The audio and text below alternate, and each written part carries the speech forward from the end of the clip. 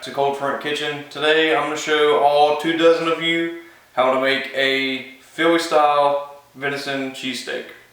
So this is my closest approximation to a true Philly style cheesesteak. This isn't one of the cheesesteaks you get that's got provolone and onions, peppers and mushrooms and lettuce, tomato and mayonnaise and a hacksaw and a pair of socks.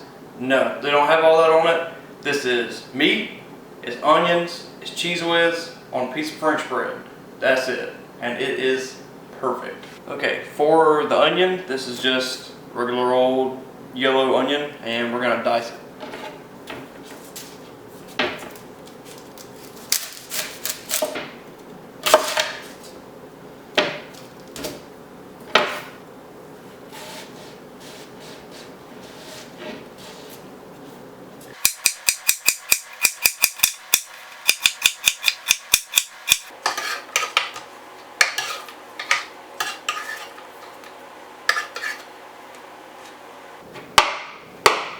So, for the meat, I've got, this is like 7.5-ish ounces of some muscle from the back leg. Could be bottom round, I don't know.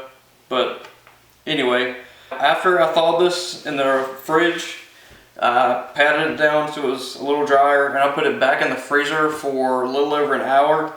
And what this does is it firms up the meat a little more so that we can slice it a little thinner. If you were to thaw this completely out to room temperature and try to slice it, it's just going to be like pressing into mush. You're not going to be able to get it as thin as you want it for this recipe. So, I mean, it's nice and firm, not completely frozen, you know, just firmed up a little bit. And we want to slice this really thin against the grain. So.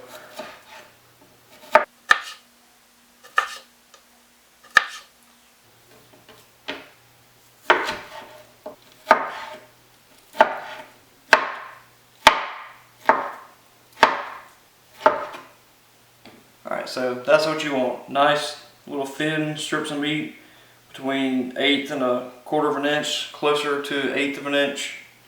And sometimes what I'll do is I'll pile this up and I'll chop it kind of like I would vegetables, like this, just to try to get it a little bit smaller.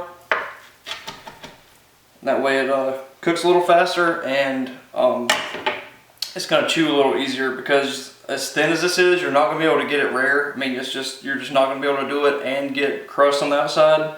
So by chopping this up a little bit finer, it's basically like chewing it for you ahead of time, and really helps out with the eating of the sandwich. So at this point, what I usually do is, since it's still cold, you want to kind of spread it out on your cutting board or plate, whatever, and throw a little plastic wrap over it. And because this is so thin, it's going to finish coming to room temperature pretty quick. So you throw your saran wrap over the top and give it, I don't know, maybe another 15 minutes and it should be about ready to season. So while I'm letting that meat temper a little bit, I want to talk to you just for a second about what makes this a Philly cheesesteak, and that is the Kraft Cheese Whiz processed cheese spread deal. It's just like almost like American cheese in like a spreadable form. Melt it in the old science box, aka the microwave, and you just slather it all over the sandwich, and it's beautiful. Alright, the bread situation for this thing is just some plain old French bread from the grocery store. This is just like a loaf I cut in half. All you really want to do is you take it, you go down the middle, almost all the way through, and then what you do is open it up like that, and you just put it inside down on top of the grates in your oven. And you can do one of two things. You can either put it under the broiler on low and warm up the top a little bit and flip it over and warm up the inside a little bit, or you can put the oven on 350 and bake it until it's just warmed through. You don't want to get the outside of this super crusty, because to me there's nothing worse than getting a sandwich, well, nothing worse as far as sandwiches go.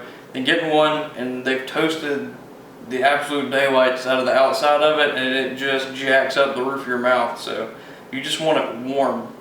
Okay, the time has come for us to season our venison from some portion of the back leg. So really simple seasoning. We've just got salt, black pepper, garlic powder. And you don't want to go overboard with the salt. There's some salt in the cheese whiz, and we're gonna season our onions as well when we throw them in the pan. So put enough salt on the meat. Black pepper, just put on however much you want, decent amount, and a little dusting of some garlic powder. And I would recommend using garlic powder, not garlic salt.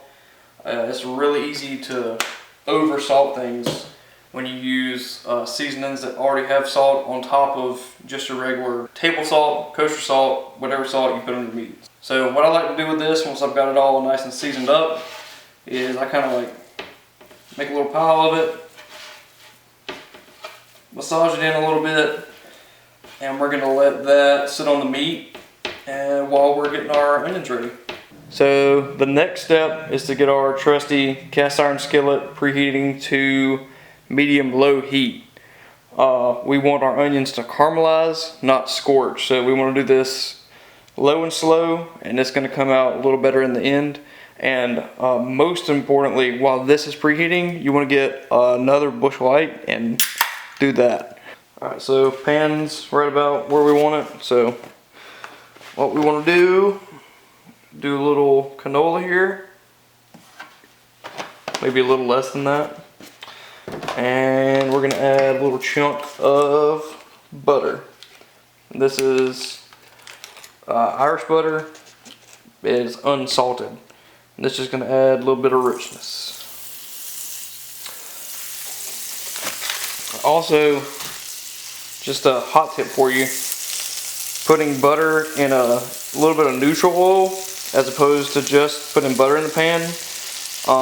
The neutral oil will keep the butter from burning. So the more you know. So into our hot oil butter mixture, we've got our diced onion.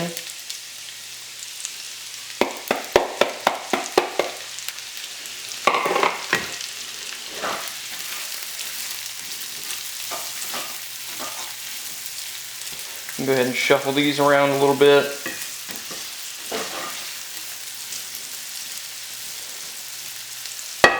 And we're going to go ahead and hit these with a little bit of salt.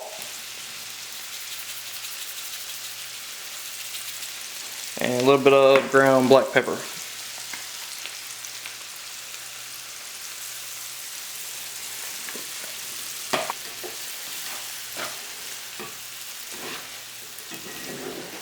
So just kind of keep an eye on these.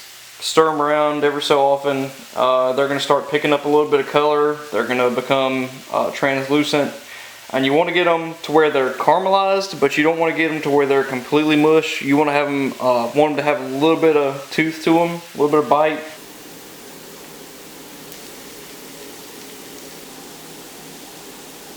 Alright, so when your onions look like this, they got that nice golden brown, maybe a little extra texture on the outside, a little caramelization. You've done your job. It's time to take these out. Maybe squeeze them up against the side of the pan, get a little bit of the oil out and put them in a bowl, and go ahead and crank up your skillet to medium-high heat. Alright folks, showtime. There was plenty of fat left over in the pan from the onions, so I'm not going to put any extra in there. If you need a little bit, put a little extra oil in there, but I'm not going to have to for this. So I'm going to go meat in here. If you've got a whole lot, you might want to do this in batches. But go ahead and get this spread out so all of your meat gets a good little crust on it.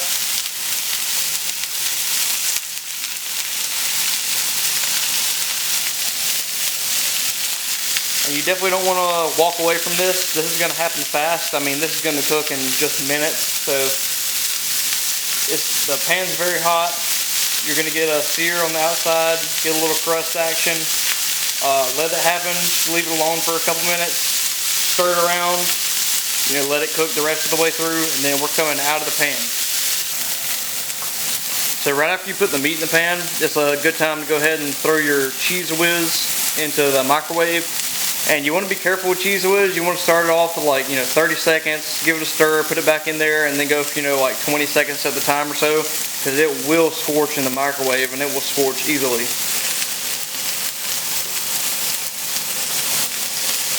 Alright, so probably 2 minutes or so it's been in there. We're ready to go ahead and stir this around a little bit. And you're going to see that the meat has gotten a nice little bit of color on it. And another minute, maybe another 2 minutes top, this will be ready to go.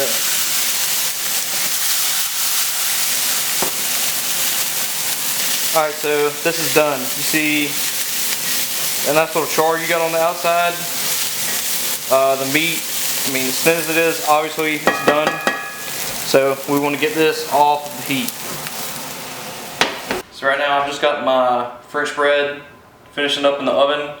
And one more thing I want to mention is your meat. You want to take that out as soon as you're done and put it in a bowl or some kind of little serving vessel, because the cast iron will stay super hot for quite a while after you're finished cooking.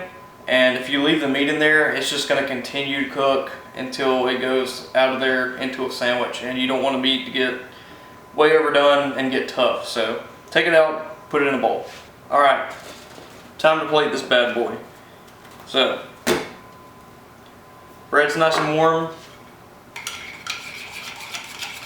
First order of business, you want to put a little bit of Cheez Whiz on each side on the inside of your bread.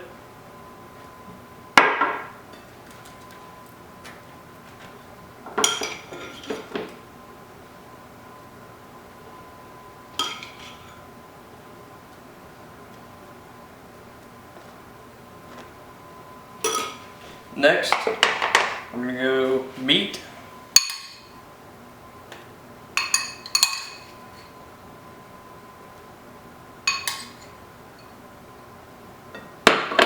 Hopefully you didn't cut your bread too far through like I did, and you can actually kind of make yourself a little trough here. Okay, a little more. Alright, so after that you're going to go onions, some more nice caramelized onions.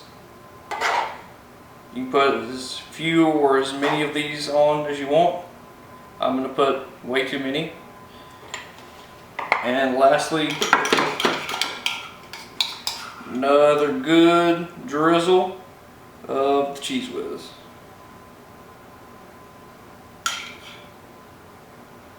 And there's no way that you could possibly tell me this is not going to be good. So if I were going to pair this with something other than classic Busch Light, I've got a Hopium IPA from Foothills Brewing. It's a classic standard IPA. It's delicious and it will go perfectly with this. This is kind of fatty, pretty rich, and having that little bitterness, little citrusy note. Real nice. So, hope you guys enjoyed this one. This is a real simple one, real good, one of my favorites. And another way to mix up your wild game cooking. So if you liked it, press the like button, subscribe to my channel, and we'll see you for the next one.